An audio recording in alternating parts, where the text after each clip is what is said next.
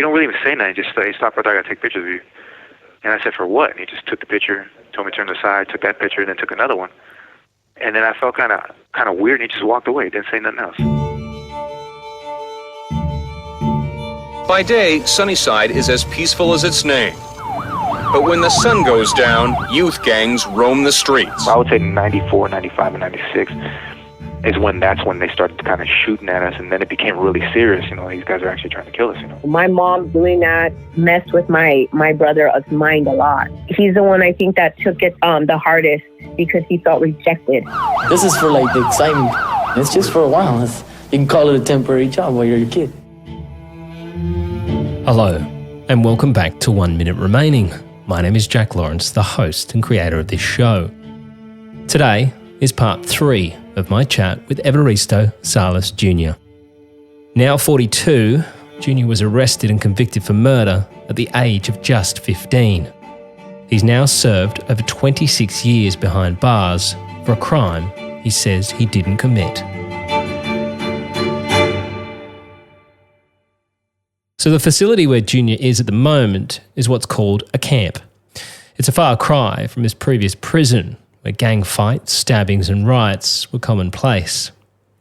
The camp allows the men a bit more freedom and some very small creature comforts, rewards for good behaviour, which sees these men also allowed out of the prison for work detail. This particular evening, Junior and I caught up. He just got back from a hard day in the community, shoveling snow. Start the conversation now. Hey. Hey, Jake, how you doing? Good, mate. How have you been going last couple of days? Everything's been all right. Just been working, and then had a little 2-day break. But today, we've got a bunch of snow dumped on us, so we had a lot of work today. Shoveling snow for about 6 hours. That was lovely. Oh, damn. Yeah, I take it as exercise, though. It's going to keep me young, Yeah, true. I do my actual weightlifting and everything later on during towards the night when we have our gyms, and then when I at work, I take that as my cardio. So. So yeah, no one likes positive way somehow. Yeah, that's it. No one likes cardio, so at least you can say, well, that's my cardio done. Yeah, exactly. I usually run in the summertime, but not in the wintertime. I see. I'm a runner too. I like running. I think it's really great. I use it to clear my head. Oh yeah, I love it. And then you get that kind of runner's high afterwards, and everything feels kind of. You're like, oh yeah. Yeah. So how far can you run within the place you're at? Well, we're just basically in circles. It's been so the before I came out to camp, the main institution, what they call it, that yard is 2 laps around is a mile. Right. So 2 laps around the track is a mile. Yeah, it's a huge yard. It's probably the biggest one in the state. Yeah, that's huge. But the one out here, it's 4 laps is a mile. Or no, 3.5 laps around is a mile. It's kind of the same, but it feels like you're running more because you're hitting more laps. Yeah, totally. It'd be more frustrating because you do 3 laps and you're like, I haven't even hit a mile yet. Yeah, exactly. And then the track out here is pretty terrible, so you got to avoid potholes. It's really crowded, small, and so we got to run around people. And they overwater the lawn, so it's horrible.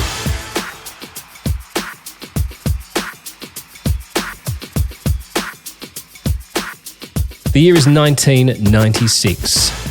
The Macarena was burying itself into the world's brain as it spent 14 weeks at number 1.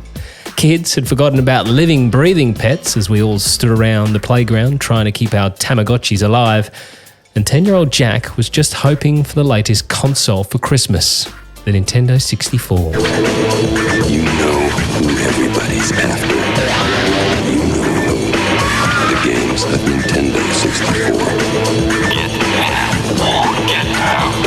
Meanwhile, as most kids my age were worrying about those things, 7,000 miles away, a young 15-year-old boy was facing the rest of his life behind bars. Evaristo Salas Jr. has been picked up by Sergeant Jim Rivard of the Sunnyside Police Department after he apparently received information from a known informant that said Jr. was overheard by him bragging about committing this crime. Junior arrives at the station and is taken into an interrogation room. Surprise, surprise, without any legal representation or a guardian of any sort. I'm going to assume you didn't have any legal representation when they were questioning you. No, not at all. Not at all. I mean, they read me my rights. They were like, "Do you understand that?" And I was like, "Yeah." "Do you want to talk to us?" Well, yeah, I ain't got nothing to hide. But as a juvenile, you know, they're supposed to have a parent there, or that's what I thought, but they never there was no pushback on that. To have two officers, adult officers in a room interrogating a 15-year-old and accusing, you know, over what they are saying they believe you to have committed a murder, it just, to me, it blows my mind that they can just sit there and, you know, because, you know, I'm pretty sure in this country or the UK, two countries that I'm more familiar with, like having an underage person in an investigation, you know, interrogation without at least having an adult there on their side is just a massive no-no. Yeah, and it's commonplace in the United States. Oh, no, it happens a lot. And I mean, you've even got, I mean, one of the most famous cases that I was watching about the other day was the Central Park 5. I mean, there were 16-year-olds that were being interrogated and they ended up confessing to a crime they didn't do. Yeah, exactly.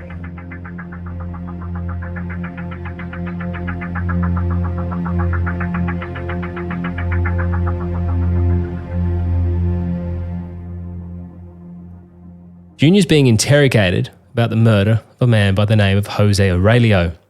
Police claim that Junior shot him twice in the head as he sat in the passenger side of his vehicle.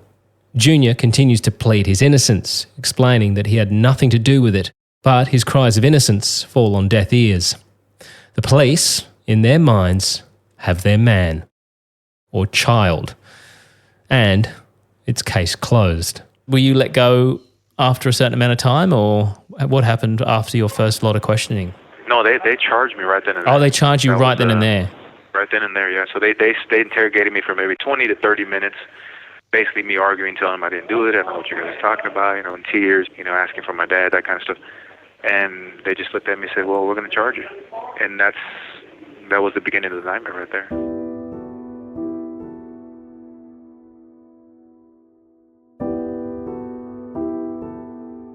So Junior's just been charged with murder and instantly is given a glimpse of what the next 30 plus years of life will look like as the police lock him up with adult offenders.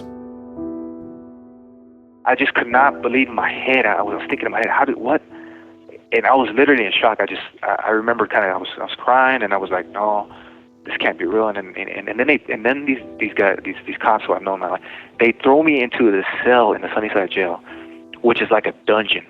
I mean, it's nasty, it's dirty. They throw me there's an adult in the other one, and they just throw me into one of those cells, and I'm thinking, what?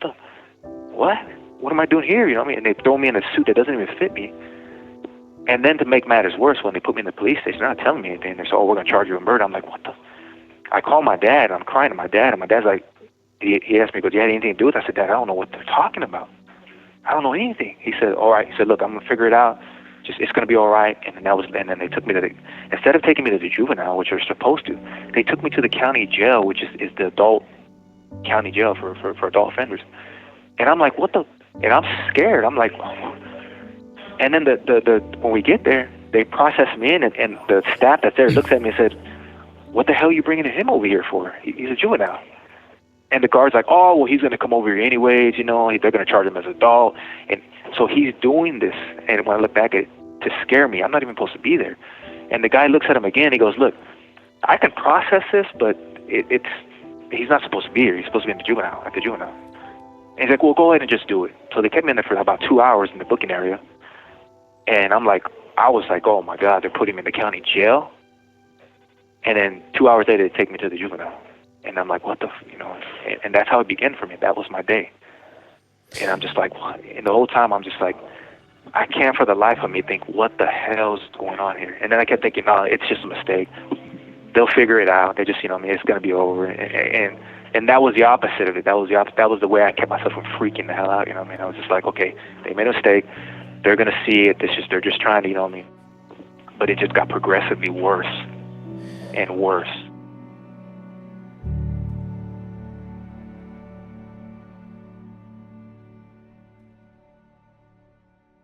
Eventually, he's taken from the county jail and placed in juvenile detention, something he had experienced before.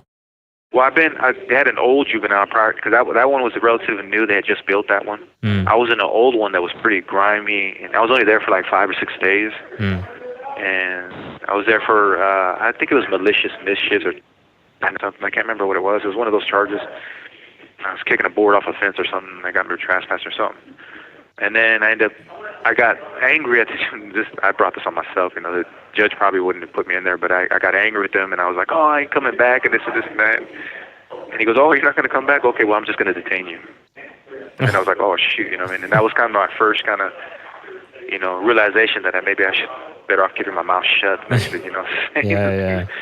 So I did about 6 days on that, and then my dad came pick me up, and I tried to explain to me, look, I don't know what you're doing, but you need to start acting right, And then there was it was like in February of '96. I did, I think, 30 days in the juvenile that I was in right there. So I had that kind of experience, but I was never kind of sent away for anything longer than, the longest I did was 40 days, and that was only the second time I'd been in juvenile. So this isn't completely unfamiliar territory for Junior, although he says the violence in juvenile is aggressive and frequent. The juvenile was really violent, but the program was nice. So the problem with the violence has the gangs, because basically you have a bunch of youngsters that are part of one gang or another, and they're kind of mixing you all together. And they're literally fighting nonstop, over and over, every day. They're 2-on-1, 1-on-2, 1-on-ones. And people that are my age, they're impulsive, so they're harder to control. So they're not like, they're not going to reason about things. So there's constant fights, constant lockdowns. But the program was nice. So the juvenile was pretty clean because it was brand new. They fed us good. We went to school from the morning all the way to about 2 or 3. They didn't allow us to be in the cells. They were dry cells. They had a shower. They provided us all we need and snacks sometimes. And then they had a kind of level-based system, so if you behaved and everything, you got more time out of your cell later. The way the guards treated you, they didn't really kind of harass you. They kind of just kind of watched over you, and whenever there was a fight, they would break it up. We had a yard throughout the day. We went to school, that kind of stuff. Like I said, the only thing that was so bad about it was just the level of violence when it came to the gang stuff, Yeah. And by that time, I had made the decision that when I got there, that I wasn't going to be part of the gang no more. So I declared that as soon as I got there. Even though some people came in, knew me from the streets, once I declared that, they pretty much kind of just left me alone, and I was able to kind of just function by myself. Right. And I had some moments where some people were aggressive, but it wasn't nothing over the game. It was mainly over like basketball and that kind of stuff. And I got in like one fight over, I think it was 1 or 2 fights over a basketball game. And so it wasn't too bad in that sense. Like I said, it was more like it wasn't like a prison setting. It was, you're in your cell and that kind of stuff, but it wasn't what you see like on TV and that kind of stuff. So yeah, it was by prison standards. It was like the Hilton, Yeah, compared right. to the prisons, Yeah. So in the county jail. But it was, for me, it was I was always telling everybody how I didn't do it. I couldn't really. It didn't matter who it was. I explained to them I didn't do that. I didn't feel right that they seen that charge on me, or they seen it in news or whatever. And I felt like I had to kind of tell everybody that I ran into, It isn't long before the decision is made that Junior will be removed from juvenile detention and, once again, shipped off back to the county jail. And some of the officers that were there, I got to know them pretty good. There was this female that was really, really nice to me. And I used to always kind of do extra stuff, like, fold up the laundry, that kind of stuff. And I remember when they had decided that they were going to send me to the county jail, I was actually getting transported out, and they were cuffing me up in there. And she was right there because she worked in the booth, and she was crying, and I think she felt really sad because, like I said, I was heading to an adult prison. I looked like I was, 10 years old. And maybe I was too young to kind of comprehend the magnitude of the situation. Yeah. So the fear didn't really develop, because I just didn't really know what to expect. I couldn't really, understand it. But I think that her being older, she knew that I was about to head into an environment that was really hostile, and pretty bad things were probably going to happen to me, so. But there was a lot of compassion in her eyes, and so. But I spent only about 3 months there, and then they decided to transfer me as an adult. And that right there was like it was a strange thing. It was a hearing. It was like a mini trial, and they got up and basically they had to just say if I was so the state hired a psychologist and then and a probation officer, and they did these interviews with my family, how I grew up, if I function as an adult. That would give them kind of justification to send me to an adult, prison or try me as an adult. Yeah. Well, the psychiatrist came back and he testified and said that, that I function mentally as like a 2 or 3 year old. even though I was emotionally, kind of mature for my age. But, when it comes to math, reading, those kind of things, I function almost as a two. He said not two, but a second and third grader. Is what I meant. And he said that he said he would do good in a setting that has to do with a juvenile, because there they kind of, you go to school, you get degrees, that kind of stuff. It's organized towards, rehabilitation. Yeah. While the adult system is based on punishment and punitive stuff, And so, in that sense, he argued against actually trying him as an adult. He said keep him in a juvenile for this reason. And then the probation officer, who kind of interviewed all these people in my life, and came back with the same conclusion, and said, he was living with his dad. He hung around people his age, sometimes younger. He had a girlfriend, but there was a girlfriend that was his age. He didn't live at other people's house. He didn't provide for himself. And so she actually voted against it too, saying these are both people hired by the state. The judge overruled that and said, because of the seriousness of the crime, I want to transfer him to adult court and he's going to be tried as an adult. And so they sent me to the county jail.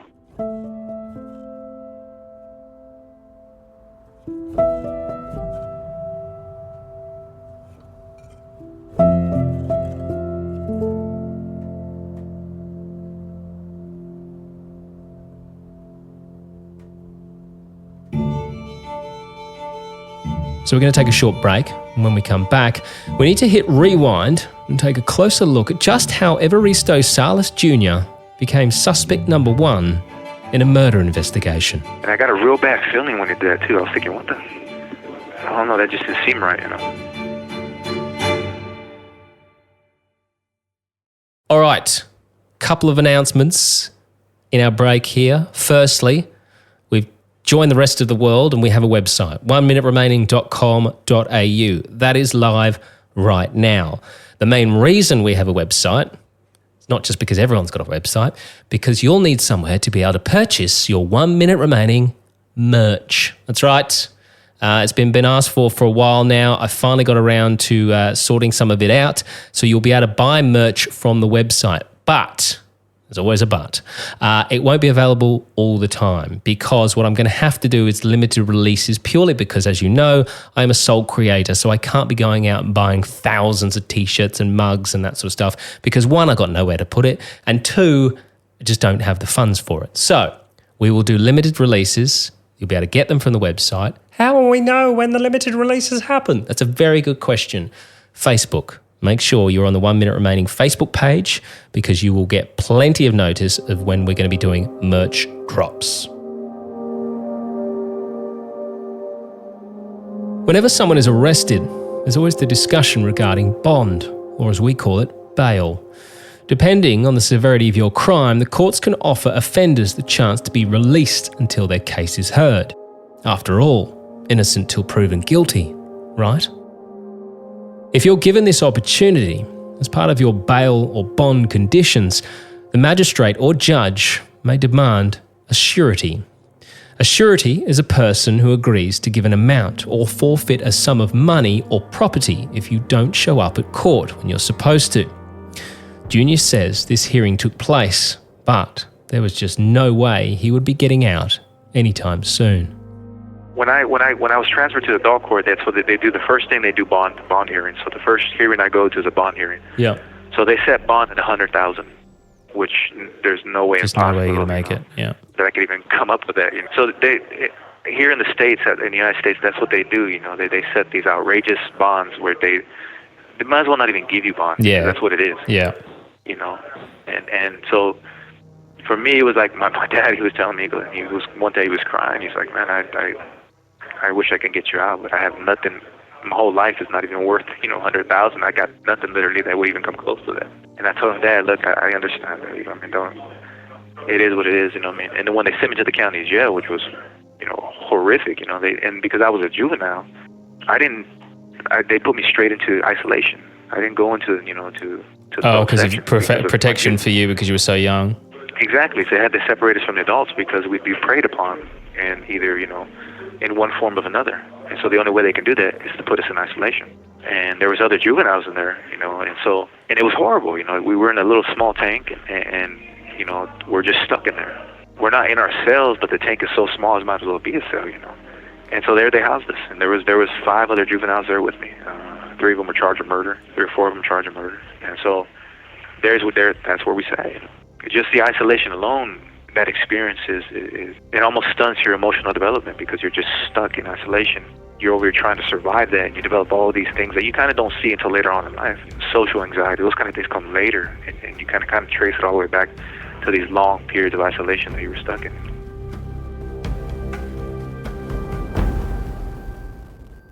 And again, that makes absolutely no sense. It's like, well, everyone's saying, oh, he should be in juvenile, and then the judge saying, no, I'm going to try him as an adult. He can go to the adult jail, but then they can't put you in with the population anyway. So they're essentially putting you into a juvenile section. It's like, well, why not just, there's something already created for that. Just put them in the juveniles. Yeah, or why not just leave them there and just put them in their own section in the juvenile? Yeah. I mean, it's really no different, but I think it's that whole aspect is during like the 90s, they were tough on crime. They had this myth about it was called the juvenile or these juveniles that were maniacs that could never be changed and all that stuff. Yeah. And they were getting younger and younger, 14 and 12 and 13, you know, and they were passing all these laws at that time. But I think it's mainly for public consumption. Yeah. Oh, we're whipping them to the county jail, so we're hard and tough on crime. And Yakima, that whole area is a conservative place. You know, it's a rural area, so it's conservative. And so they love that tough on crime kind of approach. We punish them. You know, they shouldn't eat nothing but bread and water. Yeah. You know, you go to these bigger cities, you know, like Seattle or you know, Olympia or you know, Vancouver or Spokane. They're liberal. They're more like, you know, where we got to treat, you know, certain people a certain way. But you go to these rural small towns and they're just like, man, throw the key away. They're guilty. We don't care about them. You know what I mean? You know? Yeah. And then being Hispanic, being a minority, it's even worse. You know, it's like, you know, everybody that's in a position of power in those places, they're white. You know? And I don't say that to say, well, everything's racist. No, not everything is racist, but there is a sense of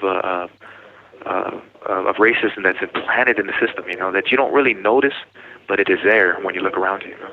Yeah. And so. And it's for public consumption, and it's like, okay, we're tough on these guys. So Junior is locked up. He's been arrested for murder, a crime which happened 6 months prior, a crime where detectives had no leads at all. Ophelia Gonzalez, the victim's partner, says she saw the shooter, but so far has been unable to pinpoint the perpetrator from photo lineups. There were a number of witnesses at the scene, but all seem to have conflicting opinions as to what the shooter looked like. So just how does Evaristo Salas Jr. become the kid arrested for this crime? Well, it is the 90s, so it's time to put the tape back in the deck and hit rewind.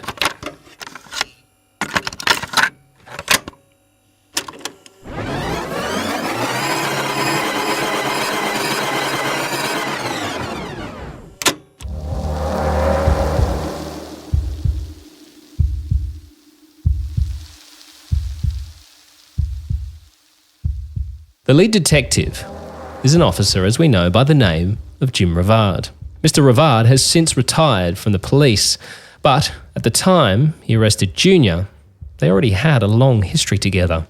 And at first I laughed. I was like, what? Who? I was like, come on, man. I mean, I told Rivard, I said, you know me my entire freaking life. Are you serious right now? And he didn't laugh. He goes, no, I'm serious. Junior talks me through his first run-in with Jim Rivard. The first encounter I had with him was when I was like 5 or 6, you know. We were throwing rocks in this creek or something, and I accidentally hit one of these kids. They called the cops for whatever reason. He came in, and I was in somebody's house, you know, next door to my house, and they came in. It's like, oh, the cops want to talk to you. You know? And I was scared. I was like, no, I'm not going out there. And Rivard came in and literally grabbed me by the neck and pulled me off of the couch. And by the time I'm screaming and, you know, trying to get away, squirming and everything, and then he kind of chokes me out. I remember I was in front of the yard, and he's trying to apologize, and I'm bleeding from my nose. And my mom's yelling at him, what did you do to him, you know? And he's like, oh, you know, he was trying to fight me or something like that. But I was so young.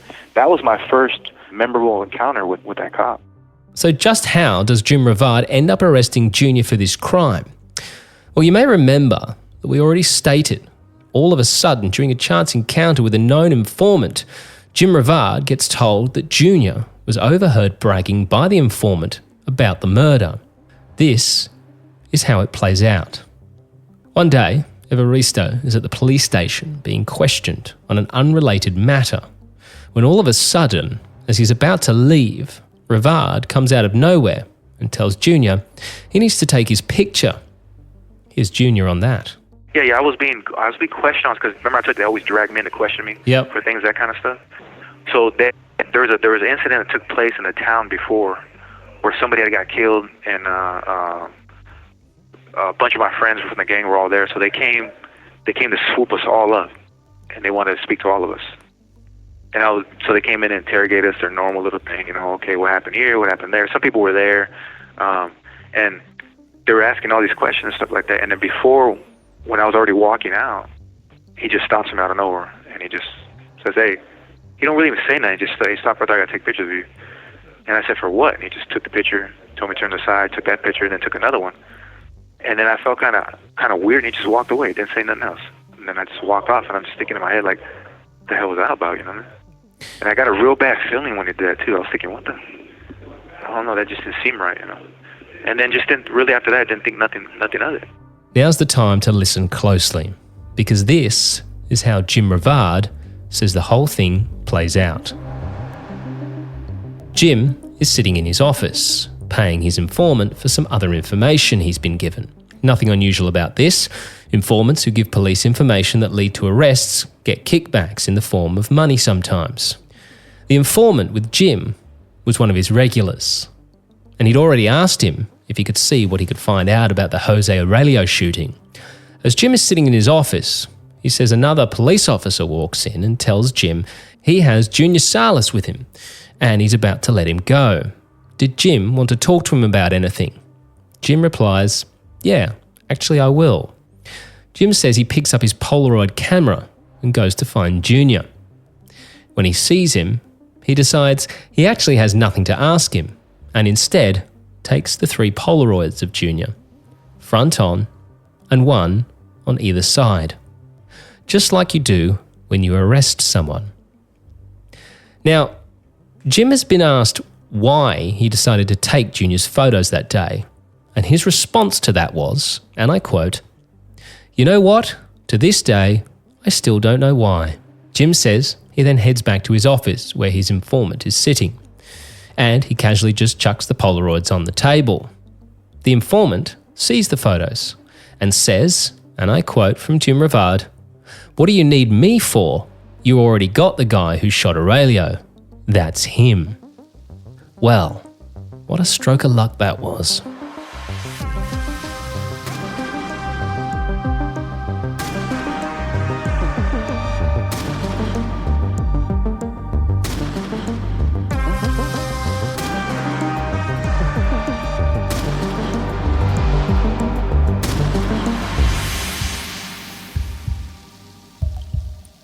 Not only do we now have this snitch who confirms that he overheard Junior admitting to the crime, but also Jose Aurelio's partner, Ophelia Gonzalez, the one who couldn't pick anyone from a photo lineup, well, she's now shown another one, and apparently, as soon as she spots Junior's photo, she screams, "That's him." So, after 6 months without a single lead, the police have what they need to make an arrest and take Junior Salas to court.